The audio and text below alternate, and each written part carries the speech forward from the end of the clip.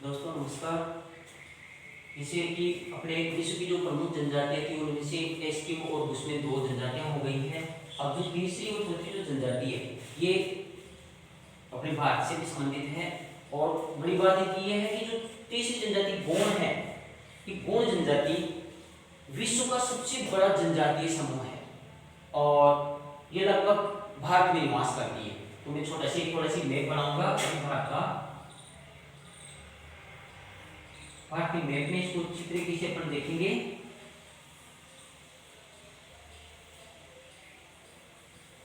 ये पूर्वोत्तर भारत हो गया, ये भूटान है, ये नेपाल है,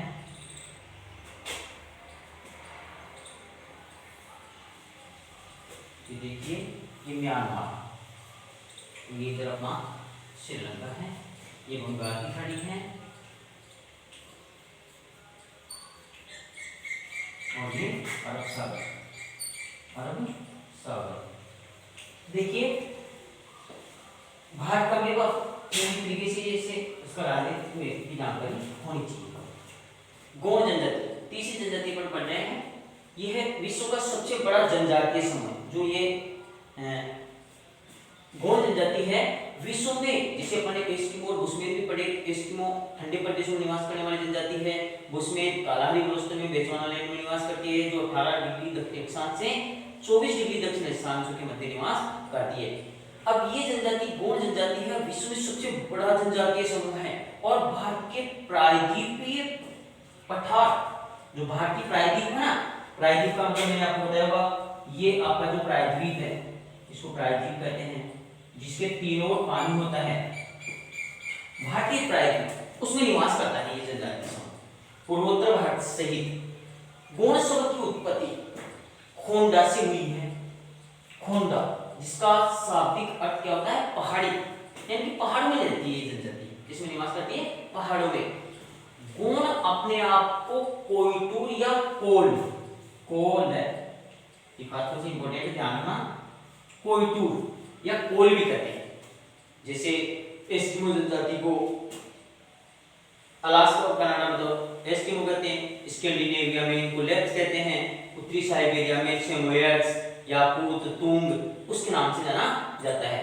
तो ये गोंड अपने आप को किस नाम से जानते हैं, बताते हैं, कोयटूर या कोल खुद को कहते हैं।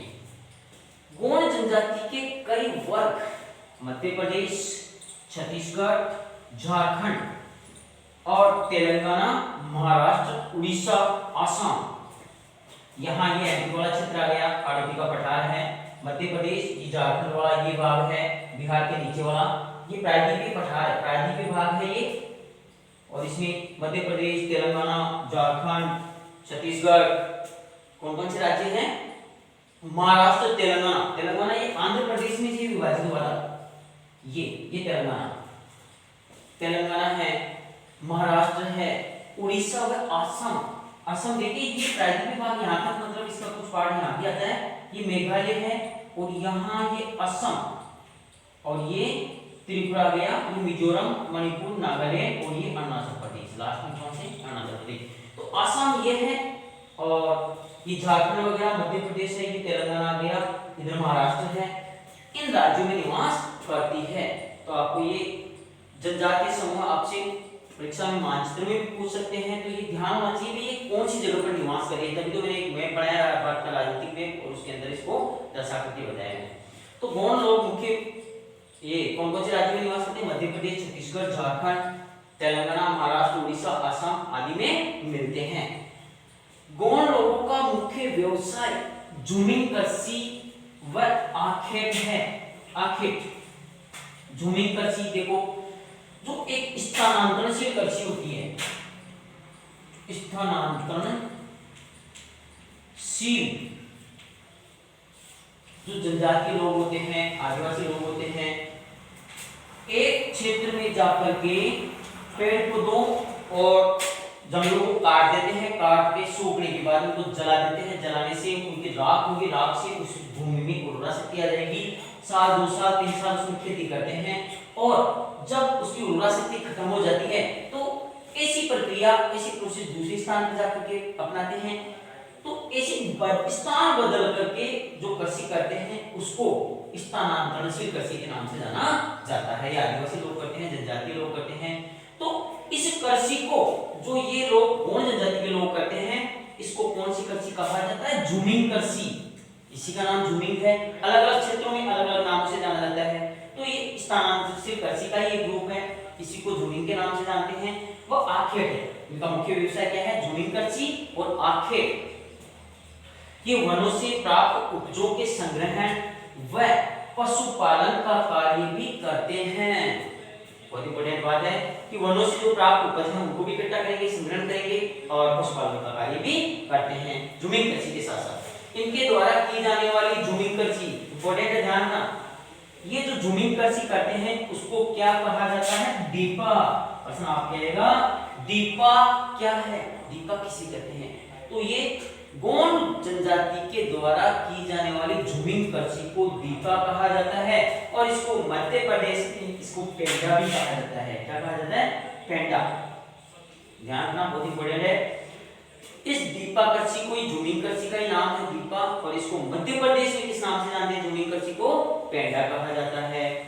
अब देखिए, ये लोग पशुओं की बलि देकर मांस खाते हैं। किसकी बलि देते हैं? पशुओं की बलि देते हैं और फिर मांस खाते हैं। धूम्रपान करना इनका शौक होता है तथा महुआ होता है ना, महुआ का पेड़ होता है, उससे बनी शराब का प्रयोग करते हैं। बहुत इंपॉर्टेंट है, ध्यान रखना इस बात को। तो ये भीलों का खान पान आ गया। अब ये देखो सूती वस्त्र पहनते हैं, पहनावे के अंदर कैसे वस्त्र पहनेंगे? सूती वस्त्र। साधारणतः पुरुष धोती बांधते हैं और महिलाएं होती है वो साड़ी और चोंगा पहनती है। साड़ी और चोली, जिसको अपन कहते हैं चोली, पहनती है।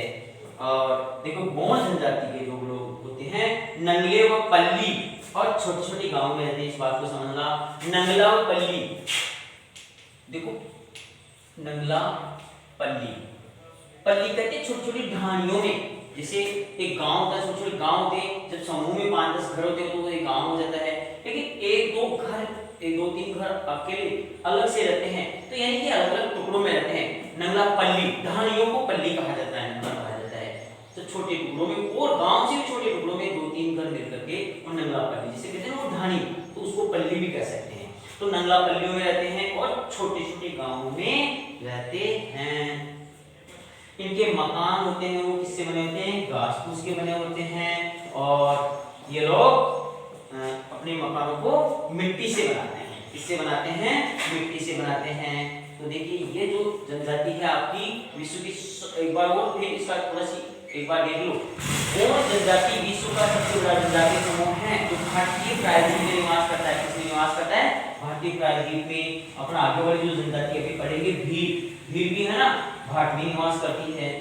आपके इस सेक्शन में 4 जनजातियां थी। मैंने एस्किमो उसमें पहले पढ़ा थी। गौण जनजाति इसका एक बार मैं और थोड़ी बता देता हूँ। विश्व में सबसे बड़ा जनजातीय समूह कौन सा है? गौण। और कहाँ निवास करता है? भारतीय प्रायद्वीप में निवास करता है। और कौन कौन से राज्यों में? तेलंगाना है, महाराष्ट्र है, छत्तीसगढ़ है, झारखंड है, असम है और महाराष्ट्र है, मध्य प्रदेश। तो इन राज्यों में ये जनजाति निवास करती है। और इन लोगों का क्या होता है? मुख्य व्यवसाय कृषि है। कृषि में झूमिंग कृषि और आखेट। झूमिंग कृषि को स्थानांतरणशील कृषि को झूमिंग कृषि कहते हैं। जो गौण लोग कृषि करेंगे तो झूमिंग कहेंगे। और झूमिंग कृषि का एक अन्य नाम और बताया मैंने, दीपा। ध्यान रखना, दीपा कहा जाता है। और इसको दीपा कृषि को या झूमिंग कृषि को मध्य प्रदेश में क्या कहा जाता है? पेंडा। क्या कहा जाता है? पेंडा। और ये लोग पशुओं की बलि देकर के मांस खाते हैं। धूम्रपान करना इनका शौक होता है। और एक महुआ पौधा होता है। कौन सा पौधा होता है? महुआ पौधा। ये महुए पौधे की बनी शराब का प्रयोग करते हैं। तो बच्चों इस चीज का खास तौर से ध्यान रखना कि ये जो जनजाति है ये विश्व का सबसे बड़ा जनजातीय समूह है जो अपने भारत में निवास कर रहा है। और ये सूती वस्त्र पहनते हैं। कैसे पहनावे के? देखो खान पान, रहन सहन, इसका निवास क्षेत्र, सारी चीजों का आपको ध्यान रखना है। और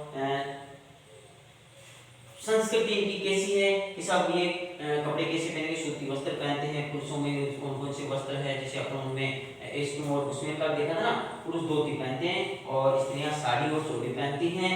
और ये लोग नंगले व पल्ली और छोटे छोटे गाँव में रहते हैं। नंगला, पल्ली, ढाणिया, ये अपना अधिवास आगे चल करके आपके चैप्टर में आएगा। अधिवास, अधिवास से क्या तात्पर्य है? अधिवासों में जैसे लोग रहते हैं, उनकी आकृतियां कैसी कैसी है, सारी चीजें और चीजों का अध्ययन करेंगे। और इनके मकान किससे बने होते हैं? घास फूस व मिट्टी के बने होते हैं। आपकी एक जनजाति और है, तो मैं अगले वाले वीडियो में इसको बना करके डाल दूंगा। जो भी कोई अगर आपको कुछ समस्या हो या कुछ समझ में नहीं आ रही हो तो आराम से इसका स्क्रीनशॉट ले सकते हो, आप इसको उतार सकते हो, वीडियो को रोक रोक करके आराम से देख सकते हो। ठीक है दोस्तों, जय हिंद, जय भारत, नमस्कार।